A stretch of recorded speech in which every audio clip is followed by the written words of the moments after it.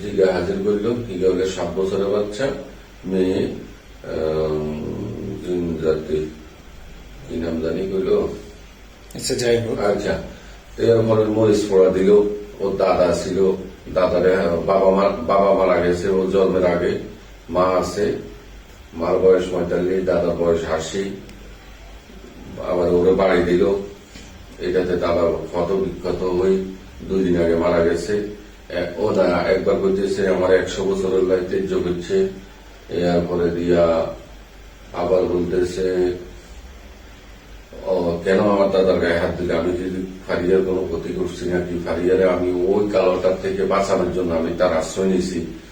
ওইখানে ওই ফানি আনতে যাইতো রসুলবাগে, ওইখান থেকে আমি ফারিয়াকে ভাল লাগার কারণে আমি দেখতেছি তার পরাধে। আমার বয়স মাত্র 7, আমি মুসলিম।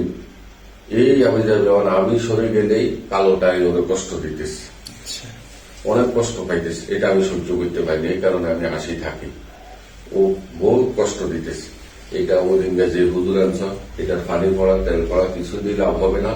তোমার আব্দুর রহমানের ফারিয়ার মুখে বলি, ফারিয়ার তো কি ক্ষতি হয় এটা বলতে পারি না, আব্দুর রহমানেরও ক্ষতি হয়ে যেতে পারে।